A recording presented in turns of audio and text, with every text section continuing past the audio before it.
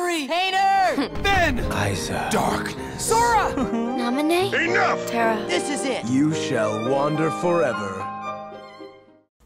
Hey guys, it's Kat here. I know we don't do a lot of analysis on KH-Vids, or like any, but you know, with the new trailer coming out of the orchestra in LA last night, I figured, you know, I would make this video because I've been watching a few other people make analysis videos, and I just weren't seeing them cover the things that I was interested in or that I picked up on, so I figured I'd go ahead and make this for you guys and just go over all the stuff that I thought was interesting and that you might not have noticed on your first watch.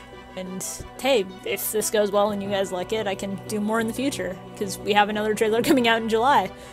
So, on the surface, there's already plenty to dissect with this being a gameplay trailer, so there's plenty to go over with the gameplay and with like minor things that you really wouldn't notice unless you're digging for them. So we can start off with, honestly, the gameplay is going to be really hard to dive into immediately, so I'm just going to go ahead and start with some of the easy stuff to look over, and that's some of the Heartless in this trailer, because, you know, we have our standard shadows, soldiers, large bodies, and we have a couple green requiems when Sora's fighting in the enclosed room there after he flow motions his way up. But then we have some other Heartless that are kind of familiar and some that are very, very new. So, first things first, we have like the big soldiers in the armor with the horns, and they were actually back in the 2015 trailer as well, when we first saw Olympus in like its full glory. So those guys are still similar. We don't really see them doing the trumpet thing, but that might just be because this is for Sora's gameplay. We also have the same air soldier type dudes that we saw in that trailer, and they could be air soldiers or they could be like a new variant that's world specific. There's really no way to tell at this point, but I just think it's really interesting how they've got like the frills and like the Roman headpiece almost. I don't even know what you call it, but anyway, I just think like the designs on these guys are a really nice touch.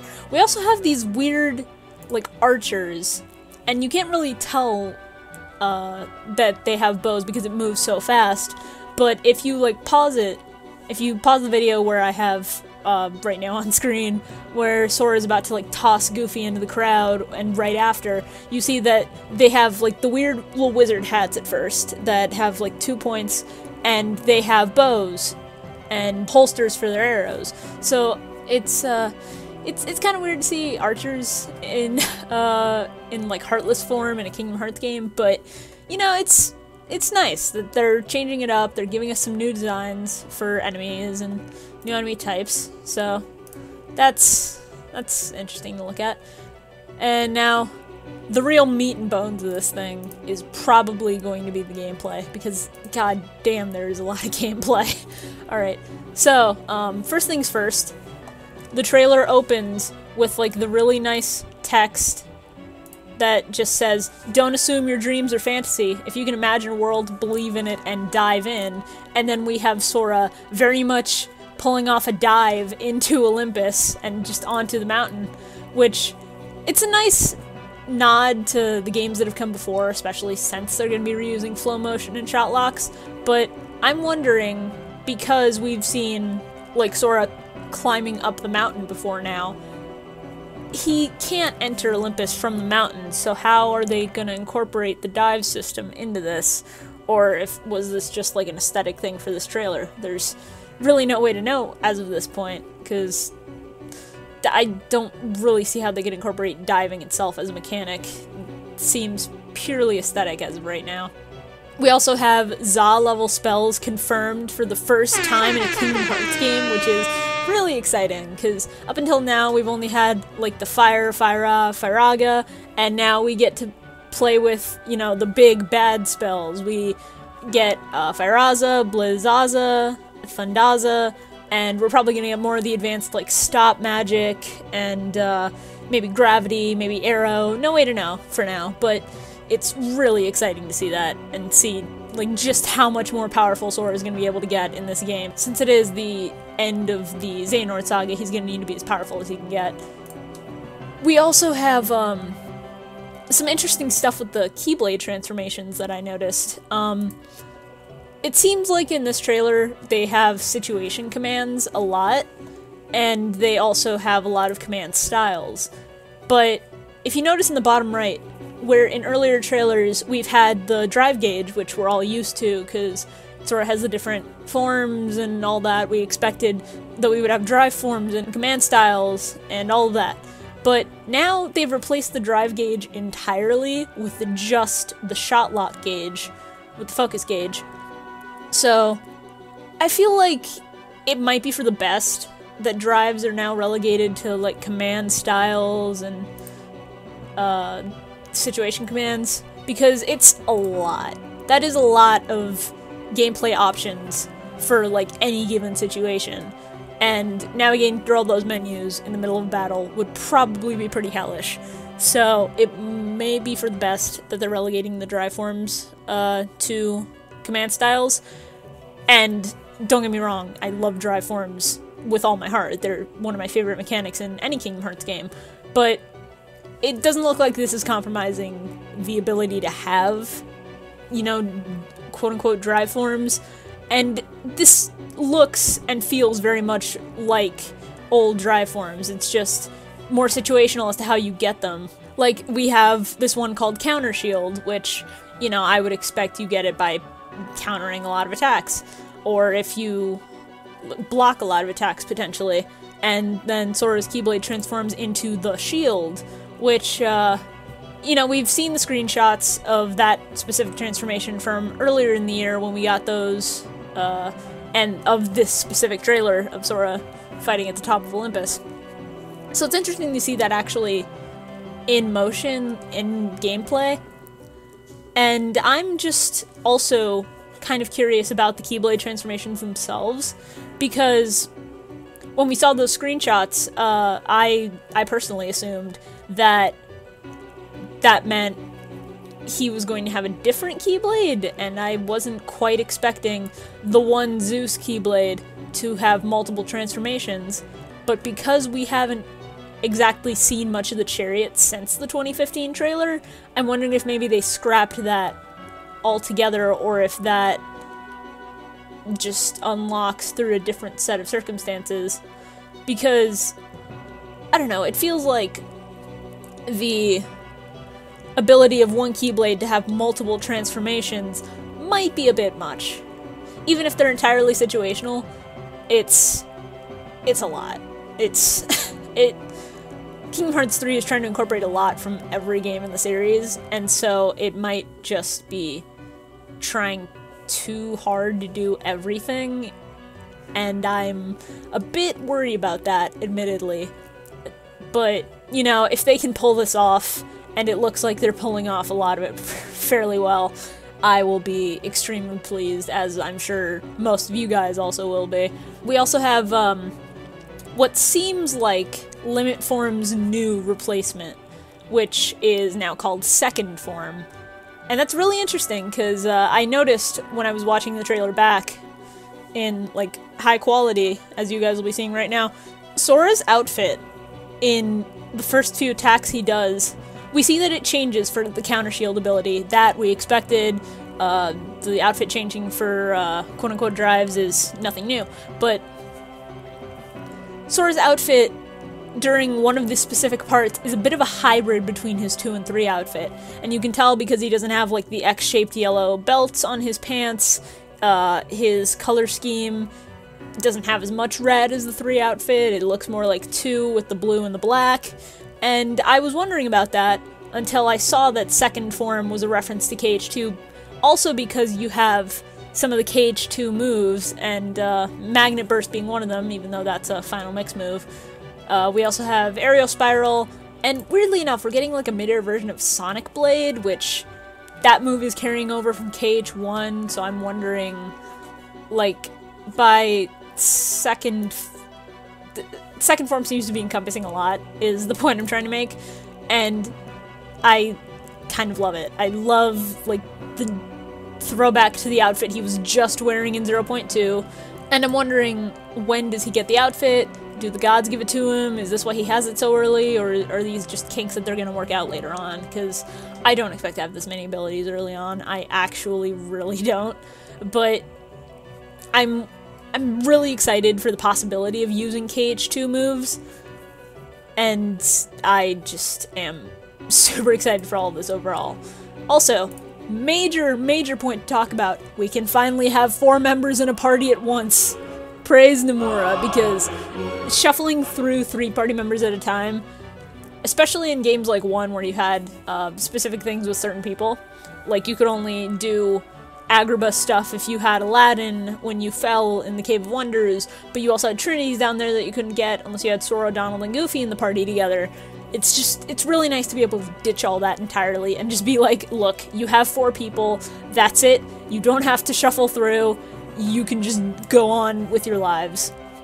And that's, I'm sure that's really exciting for a lot of longtime fans who've had to deal with the same issue, because you don't want to have to pick between your main trio and a Final Fantasy world-specific character, although, Lord knows, I would always shuffle Donald out unless I was specifically Wisdom Form grinding or something, because you won't heal me, Donald, but Ariel sure will use a potion on me.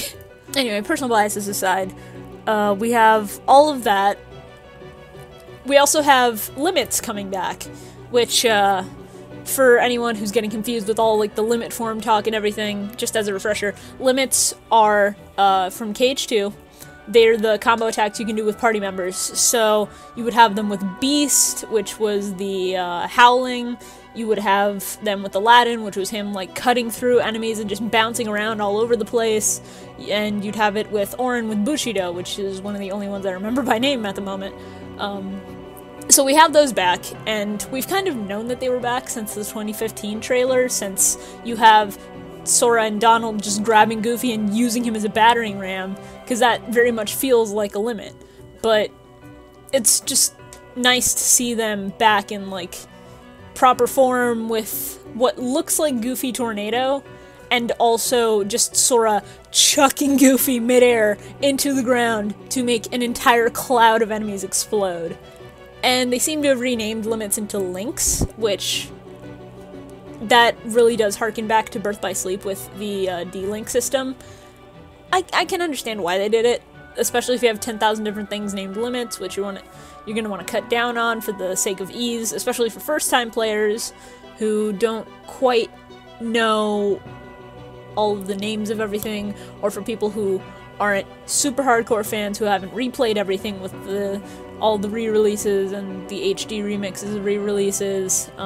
So we also have a bit more of a dynamic HP bar, if that makes any sense, because in like one of the very first trailers we saw Sora, Donald, and Goofy in their portraits moving, and I was personally very excited for that, and I was waiting for it.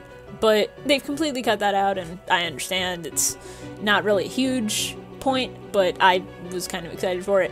But now they seem to have a HUD where Sora, Donald, and Goofy will just be like smiling and happy when no enemies are around, and then when the enemies show up, they just get down to business. It is super serious. They're just totally in the zone, ready to kill some stuff, ready to beat up some darkness, and I really like that. It's the little things with this trailer that are really getting to me, because I love it. We've been starved for some news for a while, and this is just so good. Also, just one more minor thing as far as the gameplay goes, and that is that Rock Titan, weirdly enough, only has 2 HP bars. Like, I get that this is the first world in the game, and so he's gonna be a bit of a low-level boss, but at the same time, this is the same Rock Titan who was the first seed of the Hades Cup back in KH1. This is the same Rock Titan who is a Titan, and I'm just curious to see, as far as story goes, how that plays out. And since we're talking about the Rock Titan bit, this is a good segue into discussion on the aesthetics of this trailer, because, dear God, the aesthetics. It's so gorgeous. I absolutely love it. even just comparing the Rock Titan segment from 2015 versus now, we have rain, we have weather. It's so gorgeous. Fighting bosses in the rain with everything pouring, and it's just dark lighting, and it's so good. And then we have him just chucking a rock and half of the pathway crumbling beside Sora, and I love it. I love it so much. I'm sorry, I'm just like I'm just going nuts over this because I'm not over this trailer. It's so good. This is supposed to be an analysis, and now I'm just gushing. Okay, back to point. We have a couple new bits of story smashed in between a lot of the gameplay stuff, and wow, that is some story. If they were going to include anything, I'm glad that they included what they did as far as story goes, because it confirms two, like, really major points, but story's coming in a second, so we'll deal with that momentarily. The Disney characters in this trailer versus 0.2, they look so good. They look like Disney characters. They don't have, like, the weird glow to them, and they're not uncomfortable to look at like Mickey was in 0.2. Or Goofy in 0.2 even. He looks better in this trailer than he did there, and I don't know if it's just because 0.2 was the taste of 3, so they focused less on it than they are with actual 3, but it's just so nice. And Maleficent and Pete look like Maleficent and Pete, and even their idle animations are just so good. It's really, I don't know, for as static as Maleficent always has been, Pete and Hades feel a bit more dynamic than they kind of have in the past. It's hard to explain. Like, Hades especially is a very dynamic character with a lot of personality and a lot of motion, and they made him look so good in this engine. And you have, like, smoke billowing at his feet because he's, like, cloaked in darkness, and his flames on his head are so nice. And then even with the default lip flap for the Disney characters, it works. For the Disney characters, it doesn't feel as annoying as it did for, like, Yensid in 0.2, because that was very obviously out of sync and just lip flap, and in the old engine, it wasn't quite as weird to look at, because in the old engine it was less realistic and more cartoony, and you could sort of get away with more of the lip flapping. But with this engine, one of my major fears has been the lip flap being far more uncomfortable than it was, and the lack of actual lip syncing being a major annoyance. But with Maleficent and Pete even, it doesn't feel that way, because even with just the lip flap, you don't have the pasted on faces. You have them at least with some dynamic movement in their mouths, and it's nice. This really is just a minor thing for me to be nitpicking on, but it's so nice. I'm really happy about this. And then we have the human characters, who in 0.2 looks gorgeous. And in this game I've heard opinions about Xemnas and Ansem, Seeker of Darkness, and of Sora looking a bit off, but you know, I actually disagree. I think Sora looks great in this trailer. I think Seeker of Darkness, yeah, he's nice looking, but he's also just sort of standing there in the background, so it's not difficult. It's when the characters are in motion that it's hard to make them look especially good, I feel. And even with Xemnas, he might look a bit off, but I'm putting that down to the hair, because I feel like the hair in this engine is just so much more detailed than it's been in the past, and you can even see the strands, that it's a bit off-putting to longtime fans, because we're so used to the one art style, the one look of each of these characters, and so seeing them portrayed in a more realistic light, yeah, it's gonna be a bit weird, but we'll get used to it as more trailers come out and as we get closer to the game. Okay, now, finally, we are at the story breakdown of this bit. And wow, they brought up two of the major things that they needed to. One of which was only a fan theory that I was personally hoping for, but it's confirmed. Sora and Co are bringing back Roxas, and I am extremely happy about this, because I've been gunning for Roxas to be his own person for a while, and I am so thrilled that they're not just trying to bring back Ven, Terra, and Aqua, that it's going to be everyone, and, you know, Roxas's ending could be seen as happy, but at the same time, he went through a lot, and I feel like to give his story real closure, you need to make him his own person and make Xion her own person, which is, you know, given the end of 3D with Sora's dream sequence, it's gonna happen, and I'm so excited. And then we also have, Xemnas giving Sora this whole speech about how do you expect to bring Roxas back when he should never have existed in the first place? There's only one way to accomplish it. Sora, are you finally going to call upon the darkness? And I know how I feel about that, and I think it's a bit weird that there's gonna be a need to call upon the darkness for this. I don't know, because I would think that might just be referencing having to split his heart from his body again, the way he did in KH1. That's really the only reference to that I can see, because Sora really hasn't had any issues fighting the darkness. Even in 3D, it wasn't like the darkness overtook him the same way it has with Riku or Terra. It was more of an issue of outside forces throwing this darkness at him, and him just not being able to handle it quite well. But they don't seem to be doing this. They seem to just be, like, goading him into doing something. So, for now, that's really all we can analyze of that bit. But then we have Maleficent, Pete, and Hades. And I know basically everyone's mentioned this already, but wow, the Japanese Hades. He does one of the best James Woods impressions I have ever heard in my life, and it's not even in English. So, kudos to him. I've never played the game with Japanese voice acting before, so I don't know if this is a common thing or if he's been on since the beginning, but I hope he has, because wow, that is, like, spot on. Anyway, enough of me doing more gushing. So Maleficent and Pete show up in Olympus Coliseum, or Mount Olympus now, I guess, and are just like, yo Hades, where's the box? And of course the box is in reference to the bit in 0.2 and back cover with Lushu and Master Masters. And we know that Maleficent's been after the Book of Prophecies for a while. We've known that since 2.5, I believe, with the extra scene where she and Pete are talking in the Datascape. And honestly, I don't know how I feel about that whole plot line, because the Master of Masters seems to have established in back cover that the Book of Prophecies, it only tells the future because someone's been there and seen it all happen.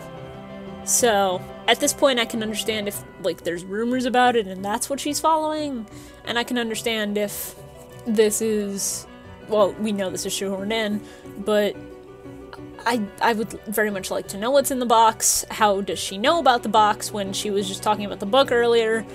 I know the story's getting made up as it goes along, so it's kind of pointless to ask these questions, but, you know, they're important questions, because what's in the box? That's a question we've been asking since January of this year. What is inside of the box?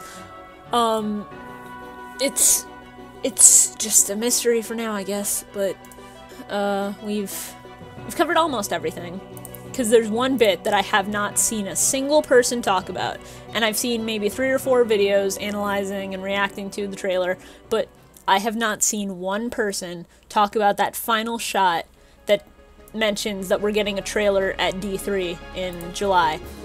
I haven't seen a single person mention how blacked out Sora has a new Keyblade transformation looking thing in his hand that's blacked out except for the tip, and it's a new world announcement. So how has no one hopped on the chance to try and figure out what world this is referencing? I have no idea. I've done some research into it because it's just been bugging me all day, and so what I actually ended up thinking was that it looks like it's either a propeller or it's a rocket, because it's got stuff like near the hilt where Sora's arm is. It looks vaguely like a propeller. So my immediate thoughts were, as far as worlds go, maybe like an undersea world like Atlantis, maybe, because I know a lot of people have been gunning for that, or just a space world. And the three immediate thoughts I had were Treasure Planet, Toy Story, and Lilo and Stitch. And I was doing some digging as far as spaceship designs in Disney movies go, and so I found some images off of Google that might help to clear up which of these it could be. Granted, I haven't seen any of these movies in a long time.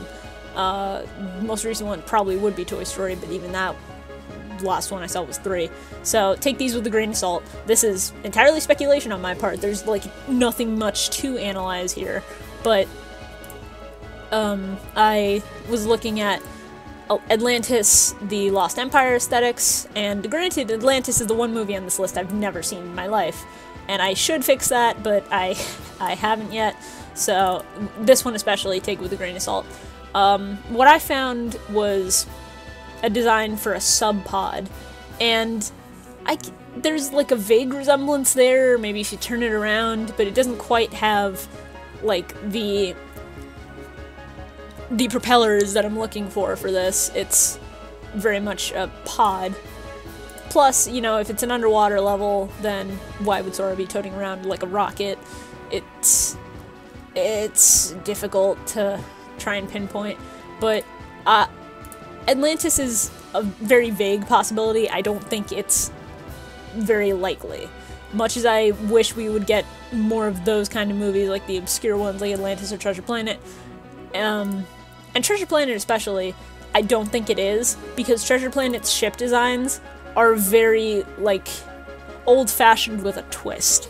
They're sailboats, in essence. So, they've got, like, sails on the ship, and it's very much like it would be like a modern Hook's ship, if anything. And so the rockets might make sense there, but none of the art I found really confirms that.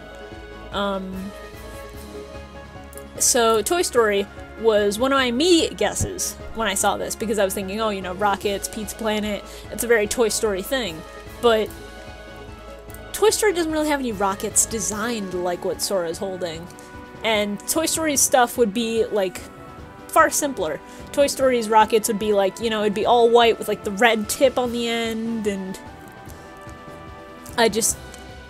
much as I hope Toy Story finally gets into it, because this is something Nomura's been wanting, if it is in this game, I don't think that it's going to be the new world announced, if the silhouette's anything to go by. Again, this is all speculation. This is me throwing theories out there, hoping that one of them sticks.